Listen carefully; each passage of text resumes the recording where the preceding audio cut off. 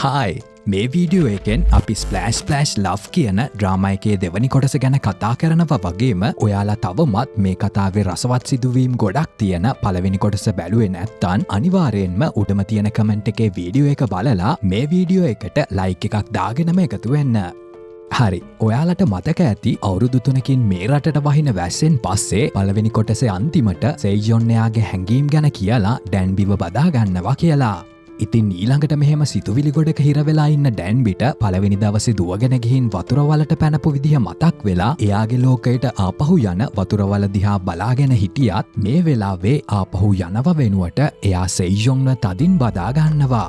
ඊළඟට සෙයිජොන් ඩැන්බිට ලැබුණ සති දෙකක කාලය ඉවර නිසා දඬුවම් ලැබෙන්න කලින් එයාට මෙතනින් පැනලා යන්න තමන් බෝට්ටුවක් ලෑස්ති කරලා තියෙනවා කියලා කිව්වත් එතනදී ඩැන්බි මේ දේ ප්‍රතික්ෂේප කරලා කියන්නේ තමන් ජීවිතේ හැමදාම ප්‍රශ්නවලින් පැනලා දුවපු එක කරේ කියලාත් ඒ නිසා මේ වතාවේ තමන් පටන් ගත්ත දේ ඉවර කරනවා කියලාත්. කොහොම වුණත් ආරක්ෂකයින් ඩැන්බිව හොයන නිසා එතනට චේයා ඇවිත් එයාව කැලේ පැත්තට අරගෙන යනවා සහ මෙහෙම ටික දුරක් කැලේ මැදට ගියාට පස්සේ එක පාරටම එයා ඩැන්බිගේ බෙල්ලට කඩුව තියෙනවත් එක්ක අපිට බලාගන්න පුළුවන් මේ චේයා කියන්නේ ප්‍රධාන පූජකයාගේ ඔත්තුකරුවෙක් කියලාත් එයාව මේ විදිහට එවලා තියෙන්නේ ඩැන්බිව ඉවරයක් කරලා දාන්න කියලාත්. 너희를 위해 나서 죽여놔. 진짜 본 훗날에 선것이 되지 않겠습니까? 모든 것을 꿰뚫는 자들. 그보다 더 위험한 인물이 어디 있겠느냐? කොහොම වුණත් ඊළඟට තමන්ට ලැබුණ අන පිළිපැදලා ඩැන්බිට ද්‍රෝහි වෙනවද නැත්තන් ප්‍රධාන පූජකයාට ද්‍රෝහි වෙලා ඩැන්බිව නිදහස් කරනවද කියන එක ගැන ඊළඟට එයා හිතන්න ගන්නවා සහ ඩැන්බි ඇත්තටම අනාගතෙන් ආවා කියන එකත් එයා දැන් විශ්වාස කරනවා. මේ අතරේ පූජකයා සෙයිජොන් රජතුමාව හම්බ වෙලා මේ විදිහට ඩැන්බි උගන්නපු හැම දෙයක්ම නැති කරන්න ඕන කියලා කියනවා. විශේෂයෙන්ම එයා අඳුන්වලා දුන්න මේ ලියන භාෂාව වගේ දේවල් නිසා එයාලගේ සම්ප්‍රදායන් වලට හානි වෙලා පිටස්තරයෙක් නිසා රටම විනාශ වෙයි කියලා තමයි එයා නම් කියන්නේ. ඒත් මේකට කොහොමටවත්ම කැමති වෙන්න නැති රජතුමා ඊළඟට ඩැන්බි අනතුරක ඉන්න කියලා දැනගන්න නිසා එයත් මාලිගාවෙන් පිටත් වෙලා ඩැන්බිව හොයාගෙන යන්න ගන්නවා. ඉතින් මේ වෙන දේවල් දකින රැජිනටත් සැකයක් ඇති වෙලා ඊළඟට රජතුමාගේ කාමරයට ගියාම එයාට මේ හිනාමූුණු දොඩම් ගෙඩිය දැකලා මතක් වෙන්න ගන්න පරණ දේවල් වලින් තේරුම් ගන්නවා ඇත්තටම ඩැන්බි කියන්නේ ගැහැණු ළමයෙක් කියලා. මේ අතරේ කැලේ මැද ඩැන්බි එක්ක ඉන්න චේයා අන්තිමට තමන් කොයි කෙනාටද ද්‍රෝහි වෙන්න කියලා හිත හදාගන්නවා. ඉතින් එයා මේ විදිහට ඩැන්බිව ආරක්ෂා කරන්න තීරණය කරලා එයාව අල්ලගන්න එන සටන්කරුවන්ගෙන් ඩැන්බිව ආරක්ෂා කරත් මෙතනට කට්ටිය ගොඩක් එන නිසා අන්තිමට එයා තමන්ගේ අශ්වයාගෙන් ඩැන්බිට වෙරළ පැත්තට පැනලා යන්න කියලා කියනවා. ඉතින් මේකෙන් පස්සේ ඩැන්බි අශ්වයාගේ පිටේ වේගයෙන් පැනලා යන්න ගියත් එයාට පළපුරුද්දක් නැති නිසා බිමට වැටෙන්න යද්දී ඊළඟට යාළුවා එක්ක කැරෝකි බාර් එකක ගංනම් ස්ටයිල් ඩාන්ස් එක කරන විදිහ මතක් වෙලා එයා ඒක කරන්න ගන්නවත් එක්ක හන්දිමට එයාට මේ අශ්වයාව පාලනය කරගන්න පුළුවන් වෙනවා. මේකෙන් පස්සේ පාරවල් දෙකක් බෙදෙන තැනකින් ඊළඟට යන පාරක් හොයාගන්න බැරි වෙලා ඉන්න අතරේ ඩැන්බිට රජතුමා එයාලා ඉරදිහා බලලා තමයි කාලය කියන්නේ කියපු දේ මතක් වෙලා ෆෝන් එකේ මාලිමාවේ උදව්වෙන් අන්තිමට මුහුද ළඟට යන්න පුළුවන් වෙනවා. මේ අතරේ චේයා ඩැන්බිවත් අරගෙන පැනලා ගියා කියලා දැනගන්න රැජින එයාව හොයන්න හිතාගෙන තනියම කැලේ පැත්තට යන්න ගද්දී මේ ගමන ගොඩක් දිග සහ කටුක නිසා එයාගේ කකුල් වලට පවා තුවාල වෙන්න ගන්නවා. ඉතින් මේ වෙලාවේ අපිට බලාගන්න පුළුවන් මේ රැජින සහ චේයා පොඩි කාලේ ඉඳන් හොඳම යාළුවෝ වෙලා හිටියා කියලාත් ඒ වගේම දෙන්නට දෙන්න රහසින් කැමැත්තෙන් හිටියත් සමාජ පන්ති ගැලපෙන්නේ නැති නිසා එයාලා යාළුවෝ වගේ තමයි ඉඳලා තියෙන්නේ. ඊළඟට මෙහෙම දුවගෙන යන රැජිනට තුවාලත් එක්ක ආපහු එන චේයාව හම්බුණාට පස්සේ ඊළඟට එයා චේයාව එයාගේ ගෙදරට එක්කගෙන එනවා විතරක් නෙමෙයි මේ වෙලාවේ එයා තමන්ට පොඩි කාලේ ඉඳන් චේයා ගැන තිබුණ කැමැත්ත ගැනත් ඊළඟට එයාට කියනවා. අනිත් පැත්තෙන් බීච් එකට ආපු ඩැන්බි ඉර බහින දිහා බලාගෙන ඉද්දී එතනට රජතුමා අශ්වයෙක්ගේ පිටින් ඇවිත් එයාට එකතු වෙනවා. මේකෙන් පස්සේ එදා රෑ මේ දෙන්න අහස දිහා බලාගෙන ඉන්න අතරේ ඩැන්බි ෆෝන් එකෙන් තරු රටා සෙයිජොන්ට පෙන්නන්න ගන්නවත් එක්ක එකපාරට ඒකේ බැටරි බහින නිසා එයාගේ ෆෝන් එක ඕෆ් වෙලා යනවා. පස්සේ අහස දිහා බලන ඩැන්බි අනාගතේ නම් මේ තරම් තරු දකින්න නැහැ කියලා කියද්දී රජතුමා කියන්නේ හිත එකඟ කරලා හොඳට බැලුවොත් හැමදාම අහස මේ වගේම දකින්න පුළුවන් කියලා.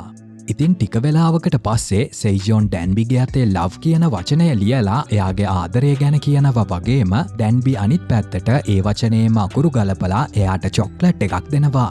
මේකෙන් පස්සේ තමන්ගේ හීනය තමයි ඉහළ පැලැන්තියේ අයට විතරක් නැතුව රටේ හැම සාමාන්‍ය කෙනෙක්ටම කියවන්න පුළුවන් ලියවිලි පද්ධතියක් හදන එක කියලා ඊළඟට රජතුමා කියද්දී මේ දේ අහපු ගමන් ඩැන්බිට එකපාරටම මතක් වෙලා සාක්කුවෙන් සල්ලි නෝට්ටුවක් අරගෙන බලනවත් එක්ක මේකේ ඉන්නේ සෙයිජෝන් රජතුමා කියලා දැකලා තේරුම් ගන්නවා එයා ඇත්තටම මේ හීනය සැබෑ කරගන්නවා කියලා. කොහොම වුණත් ඩැන්බි ඒ ගැන රජතුමාට නොකිය ඉන්න තමයි ඊළඟට තීරණය කරන්නේ. ඊළඟ දවසේ ඩැන්බි ළඟ තියෙන වතුර පාරකින් මූණ හෝදනකොට දකිනවා මෙතන තියෙන ගල් සෙවල නිසා එතන වතුර ගලන වේගය බ්ලොක් වෙලා තියෙනවා කියලා. ඉතින් මේත් එක්කම තමන්ගේ වතුර ඔරලෝසුව වැඩ කරන්නේ නැති හේතුව තේරුම් ගන්න ඩැන්බි ඊළඟට ඉක්මනටම රජතුමා එක්ක ආපහු ගිහින් එයා හදපු යන්ත්‍රය පිරිසිදු කරලා රෙපෙයාර් කරන්න ගත්තට පස්සේ මේ ඔරලෝසුව හරියටම වැඩ කරන විදිහට හදාගන්න එයාට පුළුවන් වෙනවා. මේකෙන් පස්සේ රජතුමා ඉක්මනින්ම රාජසභාවේ සාකච්ඡාවක් ඇඳවලා ඩැන්බිට සමාව දෙනවා වගේම රජවාසලේ උසස් තනතුරකුත් දෙනවා කියලා ප්‍රකාශ කරත් ඒක අහපු ගමන්ම මහ ඇමති නම් තවමත් කියන්නේ එයාලා ඩැන්බිට රටින් නිරපන එක හරි මරණ දඬුවම හරි දෙන්න ඕනේ කියලා. කොහොම වුණත් මේ ගැන රජතුමා කිසිම විදිහකින් පස්සට යන්න කැමති නැහැ විතරක් නෙමෙයි ඊළඟ දවස් කිහිපයේදීම එයා ඩැන්බිගෙන් ගණිතය භූගෝල විද්‍යාව සහ ග්‍රහලෝක වගේ ටිකක් සංකීර්ණ දේවල් ගැනත් ඉගෙන ගන්න පටන් ගන්නවා. එක දවසක රෑ ඩැන්බි මාලිගාවේ කුස්සියට යනකොට රැජින කෙලවරක හැංගිලා හොරෙන් කෑම කන ගමන් ඉන්නවා කියලා දැක්කට පස්සේ දැනගන්නවා මහ ඇමති රැජිනගේ විවාහය වෙනකන් බර වැඩි නොවෙන්න එයාගේ කෑම සීමා කරලා තියෙනවා කියලා. ඉතින් මේ කහලා දුක හිතෙන ඩැන්බි ඊළඟට එයාටත් ෂණික නූඩල්ස් එකක් හදලා දෙනවා වගේම රැජින එක කටක් කද්දීම ඒ රසට ආදරය කරන්න ගන්නවා. මේකෙන් පස්සේ ටිකෙන් ටික ඩැන්බිට යාළු වෙන රැජින එයා ඇඳපු එයාගේම චිත්‍රයක් පෙන්නන ගමන් මේ ඇඳුමට තරු වගේ දිලිසෙන පාටක් හොයාගන්න බැරි වුණා කියද්දී ඒ වෙලාවේ ඩැන්බිට අදහසක් ඇවිත් චිත්‍රයේ ඇඳුමේ කොටසක් කපලා අයින් කරලා ඒක අහස දිහාවට උස්සද්දී මෙහෙම තරු වගේ දිලිසෙන ලස්සන ජීවමාන ඇඳුම දැකලා රැජින ගොඩක් සතුටු වෙනවා විතරක් නෙමෙයි ඒකට එයාට ස්තුති කරලා තමන් එයාට තෑග්ගක් දෙන්නම් කියලාත් කියනවා. ඊළඟ දවසේ ඩැන්බිට මේ ඉතිහාස යුගයට ආවට පස්සේ පළවෙනි වතාවට හරියට නාගන්න ලැබිලා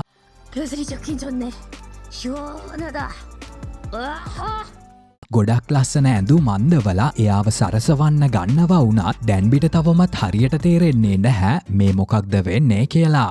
ඉතින් හැමෝම එයාට හොඳට සත්කාර කරන නිසා දේවල් හොඳින් සිද්ධ වෙනවා කියලා හිතාගෙන ඉද්දී මේකත් එක්කම ඩැන්බිට මාලිගාවේ සේවිකාවක් කියනවා එදා රෑ රජතුමා එක්ක ගත කරන්න හැමදේම ලෑස්ති කරලා තියෙන්නේ කියලා. 굿선더 수비줄인가 전화와의 꽃잠을 준비하시는 겁니다. 짠! 꽃잠이 뭐예요? ඉතින් මේ කහපු ගමන් බයවෙලා මෙතනින් එලියට පැනලා යන ඩැන්බි මේ මිනිස්සුන්ගේ මොලේ නරක් වෙලාද කියලා හිතන් දුවන අතරේ අපිට බලාගන්න පුළුවන් රජතුමාගේ අම්මා වෙන අගරැජින ඩැන්බිව රජතුමාගේ උපබිසවක් විදිහට නිල වශයෙන් නම් කරලා තියෙනවා කියලා. ඉතින් මේ ගැන සෙයිජෝන් රජතුමාට දැනගන්න ලැබුණට පස්සේ එයා ඩැන්බිව හොයාගෙන ගියත් ඩැන්බි පැනලා ගියා කියලා තමයි ඊළඟට එතන සේවිකාවක් එයාට කියන්නේ. පස්සේ සෙයිජෝන් මාලිගාව ඇතුළට ගිහින් හොයන්න ගද්දී අන්තිමට ඩැන්බිව හොයාගන්න ලැබෙනවා වගේම ඊළඟට රජතුමා එයාගේ අත අල්ලගෙන රජකුටිය ඇතුළට තල්ලු කරනවත් එක්ක මේකෙන් බය වෙන ඩැන්බි පේපර් කටර් එකක් එයා පැත්තට දික් කරන ගමන් කෑ ගහනවා එයාලා යාළුවෝ වගේ ඉමු කියලා රජතුමා කිව්වා කියලාත් Tamanට තවමත් අවුරුදු 19යි කියලාත්. ඉතින් මේකට රජතුමා නම් hina වෙන ගමන් කියන්නේ මේ රජකාලේ හැටියට නම් ඩැන්බි දැන් ඉන්නේ ළමයි ඉන්න ඕනේ වයසක කියලා. කොහොම වුණත් මේ වෙලාවේ Taman ඩැන්බිට මොනවත් කරන්නේ නැහැ කියලා බය වෙන්න එපා කියලා සෙයිජෝන් එයාව සංසුන් කරනවා වුණත් අගරජින ගොඩක් තද කෙනෙක් නිසා මෙතන හැංගිලා ඉන්න එක තමයි එයාට ආරක්ෂිතම තැන කියලාත් කියනවා. ඉතින් මේකෙන් පස්සේ ඩැන්බි මේ කාලයේ ඇඳුම් වලට ගොඩක් ලස්සනයි කියලා තමයි ඊළඟට සෙයිජෝන් එතනින් යන්න ගන්නේ. එදා රෑවෙද්දී මේ කුටිය දෙන්න තැන් දෙකකට වෙලා නිදාගන්න උත්සාහ කරන අතරේ සෙයිජෝන් හෙමින් කියනවා ඊළඟ වතාවේ වැස්ස වැටුණත් ඩැන්බිට එයාගේ ලෝකයට යන්නේ නැතුව මෙහෙ නවතින්න කියලා. ඉතින් මුලින්ම තමන්ට ඕනෙ වුණේ ඩැන්බිගේ උදව්වෙන් මේ රාජධානිය ශක්තිමත් කරගෙන තමන්ගේ හීනවලට යන එක වුණත් මේ වෙද්දී ඒ හැමදේකටම වඩා ඩැන්බි තමන් ළඟින් ඉන්න එක තමයි වැදගත් කියලා සෙයිජෝන් කියද්දී මේක හිත ඇතුළටම වදින ඩැන්බිට තමන් ඊළඟට ගන්න ඕනේ තීරණය මොකක්ද කියලා හිතාගන්න බැරි වෙලා යනවා. ඊළඟ දවසේ චෙයා ඩැන්බිට ඇත්තටම ආපහුයාගේ ලෝකයට යන්න ඕනෙද කියලා අහද්දී ඒකට ඩැන්බි කියන්නේ තමන්ට අම්මා සහ හොඳම යාළුවා ගැන ගොඩක් මතක් වෙනවා කියලාත් තමන් දිගටම මෙහෙ හිටියොත් ඒ අයව අමතක වෙලා එයා වෙනස් වෙයිද කියලා බයක් තියෙනවා කියලාත්. කොහොම වුණත් එයාට සෙයිජෝන් ගැනත් ආදරයක් දැනිලා තියෙනවා කියලා තේරෙන නිසාම එයාට දැන් මොකද කරන්න කියලා හිතාගන්න බෑ වගේම ඊළඟට එයා මේ ගැන කෙලවරක ඉඳන් තනියම කල්පනා කරන්න ගන්නවා. ටික වෙලාවකට පස්සේ රජින එතනට ඇවිත් ඩැන්බිව බලන්න කෙනෙක් ඇවිත් කියලා කිව්වට පස්සේ එයා ගිහින් බලද්දි දකිනවා ඇත්තටම මේ ඉන්නේ අග රජින කියලා. හැබැයි ඒත් එක්කම ඩැන්බිට එයාව දැක්ක වෙලේම කඳුළු වැටෙන්න පටන් ගන්නවා මොකද එයාත් හරියටම තමන්ගේ ඇත්ත අම්මා වගේම එයාට පේන නිසා. ඉතින් ඩැන්බි මෙහෙම අඬන්න ගන්න හේතුව කාටවත් හිතාගන්න බැරි වුණත් අග රජින එයාගේ අත අල්ලගෙන එයාව සංසුන් කරන්න තමයි උත්සාහ කරන්නේ. මේකෙන් පස්සේ ඩැන්බි තමන් කරන්න ඕනේ මොකක්ද කියලා තීරණය කරලා එයාගේ සුපුරුදු ඇඳුම් මැඳගෙන එදා රෑ ඩැන්බි මූලිකත්වය අරගෙන හදපු මේ රාජධානියේ දවස් සහ මාස හරියටම මැනගන්න පුළුවන් යන්ත්‍රය ළඟදී සෙයිජොන් රජතුමාව හම්බ වෙනවා සහ ඊළඟට රජතුමා එයාව ස්ටඩි රූම් එකට එක්කගෙන ගිහින් තමන් රහසේම කරගෙන ගියා කියන තවත් ලොකු ප්‍රොජෙක්ට් එකක් පෙන්නනවා. ඉතින් මේ විදිහට සාමාන්‍ය මිනිස්සුන්ටත් ලේසියෙන්ම කියවන්න පුළුවන් අකුරු 28කින් හදපු අලුත් ලිවීමේ ක්‍රමයක් පෙන්නන ගමන් කෙනෙක් කොහේ ඉඳන් ආවත් එයාලා මොන තත්වයක හිටියත් මේ ලියන ක්‍රමය ඉගෙන ගන්න පුළුවන් කියලා රජතුමා පැහැදිලි කරද්දී මේක දකින ඩැන්බිට ඒක හිතාගන්නවත් බැරි වෙනවා මොකද මේ සෙයිජොන් රජතුමා ජෝසියොන් රාජධානියේ විශිෂ්ටතම රජතුමා වෙන්න මූලිකම හේතුව සහ කොරියාවේ ඉතිහාසයම වෙනස් කරපු මේ හංගුල් ලිවීමේ ක්‍රමය තමන්ගේ ඇස් ඉස්සරහම ඉපද විදිහ එයාට සාක්ෂි දරන්න පුළුවන් වෙන නිසා. මේකෙන් පස්සේ රජතුමා එයාගේ ඔළුවට විවාහයේ සලකුණක් වෙන හෙයාපින් එකක් දාන ගමන් තමන්ගේ ළඟ හැමදාම ඩැන්බිට ඉන්න කියලා ඉල්ලද්දී මේ වෙලාවේ කඳුළු පිරුණු ඇස්වලින් ඩැන්බි හෙමීට කියන්නේ එයාට ආපහු යන්න ඕනේ කියලා මොකද අම්මා එයා එනකන් බලාගෙන ඉන්න නිසා. පස්සේ සෙයිජොන් එහෙනම් ඒ ලෝකයට ගිහින් ආපහු එන්න කියලාත් ආවට පස්සේ එයාලා එකටෙමු කියලා කියනවා වුණත් ඊළඟට ඩැන්බි ඔළුව නමාගෙන මේ හෙයාපින් එක අයින් කරලා ආපහු සෙයිජොන්ටම දෙනවා. ඉතින් මේ වෙලාවේ තරහවකුත් එක්ක කොයිතරම් එයාට දුක හිතුණත් ඊළඟට රජතුමා ඩැන්බිව තේරුම් අරගෙන එයාගේ හදවතට හරි කියලා හිතන දේ කරන්න කියලා බිඳුණු හදවතක් එක්ක එතනින් යන්න යනවා.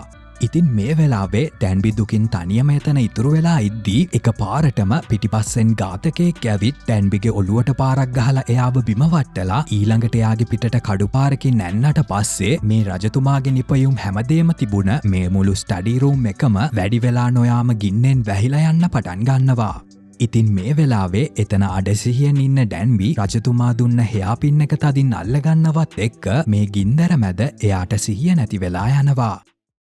මේ අතරේ රජින තමන්ගේ තාත්තගේ සහ පූජකයාගේ මේ කුමන්ත්‍රණය දැනගෙන එයාලට විරුද්ධව ගිහින් ඒක රජතුමාට කිව්වට පස්සේ සෙයිජොන් එයාගේ ජීවිතය ගැනවත් හිතන්නේ නැතුව කෙලින්ම මේ ගිනිගන්න කුටියට ඇතුල් වෙලා ඩැන්බිව බේරගද්දී ඒ මොහොතේ එයාට තේරුම් යනවා ඩැන්බිව තමන් ළඟ තියාගන්න එකෙන් එයාගේ ජීවිතය අවදානමකට වැටෙන එක තමයි සිද්ධ වෙන්නේ කියලා.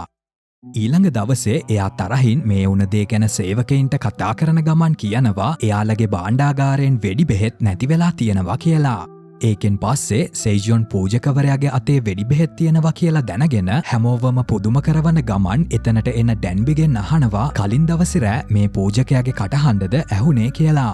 ඉතින් මේක ඩැන්බි තහවුරු කරනවත් එක්ක අපිට බලාගන්න පුළුවන් ඇත්තටම ඩැන්බිට ඇනපු කඩුපාර එයාගේ බෑග් එකේ තිබුණ මහත පොතකට තමයි ඇනිලා තියෙන්නේ කියලා.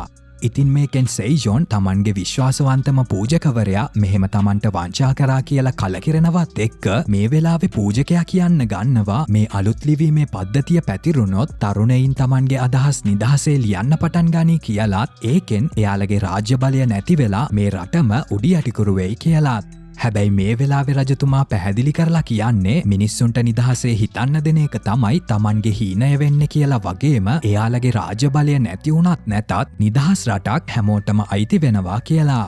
ඉතින් අනාගතය වෙන්න තියෙන දේවල් ගැන හිතලා දැන් හරිදේ කරන්න තියෙන අවස්ථාව මගෑරගන්න එක ලොකු අපරාධයක් කියලත් එයා කියද්දී මේ වෙලාවේ එයාලගේ වැරද්ද තේරුම් ගන්න මේ කුමන්ත්‍රණයට අදාළ ඇමතිවරු හැමෝම දන ගහලා රජතුමා දෙන ඕනම දඬුවමක් බාරගන්නවා කියලා කියනවා. මේකෙන් පස්සේ රජතුමා හදපු ලියනකුරු ක්‍රමය ගින්නෙන් විනාශ වුණ නිසා එයා ඊළඟට ආයෙමත් ඒ දේට මහන්සි වෙලා ගොඩනගනවා කියලා හිතද්දී මේ වෙලාවේ ඩැන්බි එයාගේ ඉතිහාස පොත සෙයිජොන් රජතුමාට දෙන ගමන් කියනවා එයාගේ හීනය අනිවාර්යෙන්ම සාර්ථක වෙනවා කියලා. ඉතින් මේ දේ දැකලා ගොඩක් පුදුම වෙන ගමන් ඩැන්බිගේ පොතේ උදව්වෙන් ආයෙමත් මේ ලියන ක්‍රමය Taman ගොඩනගන්නම් කියලා ඊළඟට සෙයිජොන් එයාට පොරොන්දු වෙනවා වගේම වැඩි වෙලා නොයා අහස කළු කරගෙන එනවා කියලා දකිද්දී එයාලා තේරුම් ගන්නවා එයාලගේ කාලේ ඉවර වෙගෙන යන්නයි එන්නේ කියලා. ඊළඟට ඩැන්බි රටේ හැමෝම වෙනුවෙන් සෙයිජොන්ගේ ධෛර්යයට එයාගේ හීනයට සහ එයා ගොඩනගන්න යන හැමදේකටම ස්තුති කරාට පස්සේ ඩැන්බිව Tamanට මෙහෙතියාගන්න බෑ කියන එක හිතින් බාරගෙන ඉන්න රජතුමා ඊළඟට එයාව මුහුද ළඟට එක්කගෙන යන්නම් කියලා කියනවා. ඉතින් මේකෙන් පස්සේ වැස්සක් වැටෙන්න පටන් ගද්දී ඩැන්බියා පහු යන්න කලින් එයාට සමීපව හිටපු අයට සමුදීලා සුබපතන්නත් අමතක කරන්නේ නැහැ වගේම මේකෙන් පස්සේ අන්තිමට සෙයිජොන් එයාලා එකට ගත කරන ලෝකයේ අන්තිම සීමාව වෙන මුහුද ළඟට යනකන් ඩැන්බිව එක්කගෙන යනවා. ඉතින් මෙතනදී එයාලා වෙරළේ සහ වටපිටාවේ හඬ අහන ගමන් ටික වෙලාවක් එකට ගත කරාට පස්සේ ඊළඟට සෙයිජොන් ඩැන්බිව තදින් අල්ලගෙන අන්තිම වතාවට එයා එක්ක ආදරණීය මොහොතක් ගත කරනවා වගේම මේකෙන් පස්සේ ඒ දෙන්නට දෙන්න සමුදෙනවත් එක්ක එයා ඩැන්බිව අතෑරලා වතුරට දානවා. ඉතින් මේ විදිහට ඩැන්බි වතුරේ ගැඹුරට යන අතරේ සෙයිජොන් Tamanටම පොරොන්දුවක් වෙනවා Taman කොයිතරම් කාලයක් ගියත් කොයි විදිහකින් හරි ආයෙමත් ඩැන්බිව හම්බ වෙනවා කියලා.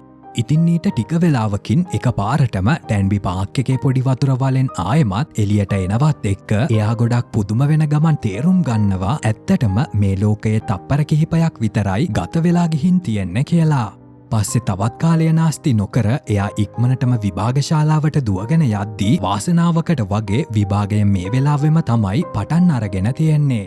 ඉතින් ලැබුණ පේපර් එකේ මුල්ම ප්‍රශ්නය විදිහට ජෝසියොන් රාජධානියේ අලුත් නිර්මාණවලට රජතුමාට උදව් කරපු විශිෂ්ටතම ඉංජිනේරුවා ගැන අහලා තියෙද්දී ඩැන්බිට මතක් වෙනවා සෙයිජොන් රජතුමා Tamanට දුන්න නම සහ එයාගේ ලියන භාෂාවෙන් ලියපු මුල්ම වචනය වෙන ජං යොන්ග්ෂිල් කියන නම මෙතන තියෙනවා කියලා.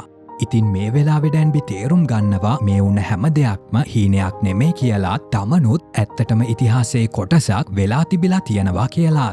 ඉතින් මේ සිදුවීම් වලින් පස්සේ ඩැන්බි ජීවිතය ගැන දකින විදිහ සම්පූර්ණයෙන්ම වෙනස් වෙන්න ගන්නවා වගේම ගෙදර ගියාම එයාගේ අම්මව එයා තදින් බදා ගන්නවා.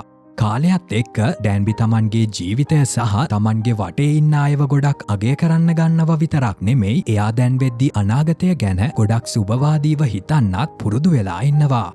කොහොම වුණත් එයා වතුර වලක් දකින්න හැම වතාවකදීම එයාට එයාගේ පළවෙනි ආදරය තමයි මතක් වෙන්න ගන්නේ. එක දවසක් ඩැන්බි බස් එකෙන් බැහැලා යද්දී ලොකු ඇස්සක් කඩන් වැටෙන්න ගන්නවා වගේම මෙහෙම එයා වැස්සෙන් තෙමෙද්දී එකපාරටම කෙනෙක් එයාට කුඩයක් අල්ලනවා.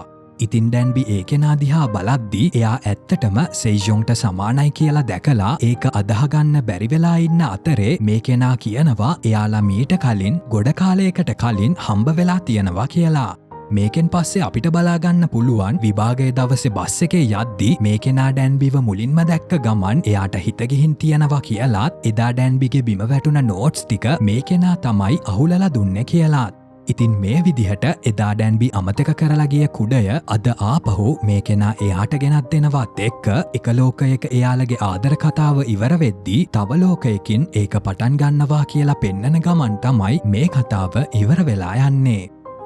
අපේ channel එකේ වීඩියෝස් බලන ඔයාලා වෙනුවෙන් රුපියල් 1000ක රීලෝඩ් එකක් දිනාගන්න කරන්න තියෙන්නේ channel එකට subscribe කරලා මේ වීඩියෝ එකට comment එකක් දාන එක.